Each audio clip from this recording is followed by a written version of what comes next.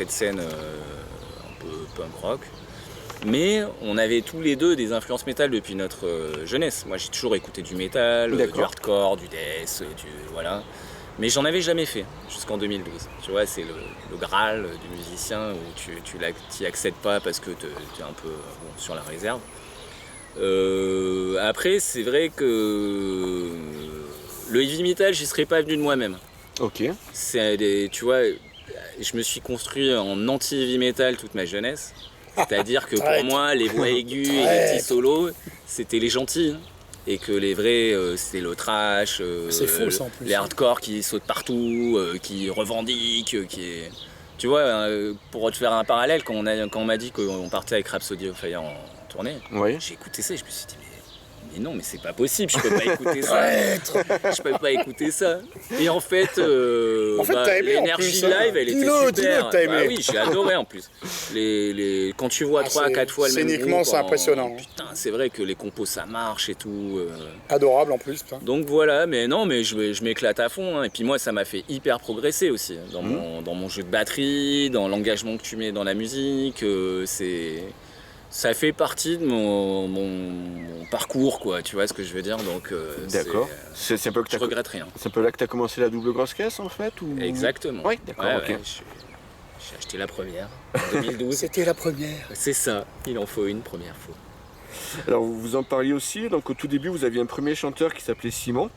Donc pourquoi est-ce qu'il a arrêté et comment s'est déroulée l'intégration de Emmanuelson au chant? Comme je t'ai dit, c'était un peu un délire à la base, Rising Steel, pour enregistrer ce titre. Et c'est vrai que, à part les deux déglingos, Tony et moi, quand on a voulu continuer, les autres, il y a Token, il était à la basse, il avait déjà ses projets un peu d'intermittence. Farid, le guitariste, lui, il voulait pas continuer. Simon, il avait son projet solo. En fait, pour eux, ils avaient fait le délire et puis c'était cool. C'était fini pour eux, quoi. Ils avaient déjà tourné la page. Et c'est vrai que nous on n'a rien lâché, du coup quand on a retrouvé un deuxième guitariste, un autre bassiste et un chanteur, ça a duré quelques mois quand même, mais toi t'es arrivé, il y avait déjà Virgile, il y avait Pierrot. Oui, puis il y avait déjà de la compo, bien sûr. Ah, et puis on avait essayé un chanteur aussi, il me semble, un gars qui était venu une fois, mais je crois que ça lui plaisait pas trop, nous non plus.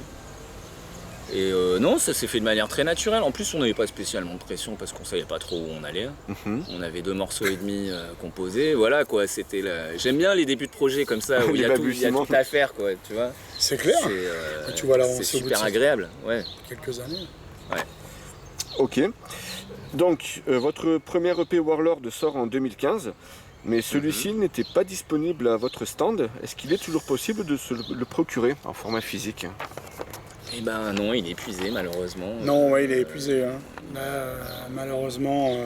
À moins qu'on refasse un pressage. On refera peut-être un pressage, parce que je pense qu'il y aura forcément de la demande sur les mois ou les années à venir. Oui, je pense qu'on refera un pressage. Ça, c'est toujours un peu le problématique. C'est vrai que c'est un album qui n'est pas sous label ni sous les distributions, donc c'est vraiment une réédition qu'on pourrait faire. Faut prendre le temps de le faire bien. Faudrait qu'on fasse pas ça non plus en mode on duplique et on vend. Mais peut-être lui refaire un master ou faire une version un petit peu avancée. Ou tu ajoutes ça sur ton album, tu sors ton nouvel album, comme font pas mal de groupes, et puis tu rajoutes le EP derrière. C'est ce que j'allais dire. Oui. Ça peut être très intéressant. Il faut voir avec Frontiers après s'ils seraient d'accord sur le truc, sur le format. Normalement, on devrait pouvoir, mais à discuter, mais ce serait une belle idée. Ouais. On va le faire nous en perso. Voilà. D'accord. Alors, sur ce EP, on retrouve le titre Devil's Woman. Alors Emmanuelson, sur ce titre, j'ai l'impression d'entendre une seconde voix. Alors est-ce que c'est toi qui module ou est-ce qu'il y a un guest? Devil's Woman, alors attends, de souvenirs. Non. Rappelle-toi le guest. Ah, c'est qui le guest? Ah, c'est Joe Amor. Joe Amor. Joe Amor.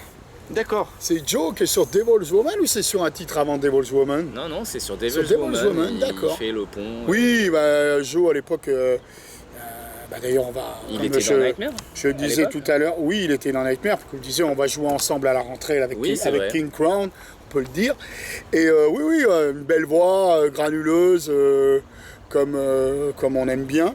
Et donc, c'était l'occasion d'incorporer sur un titre un peu plus lourd, un peu plus sabbatien, tu vois, ça allait tout à fait, tout à fait dans l'état d'esprit, donc c'est pour ça qu'on l'a fait. Voilà.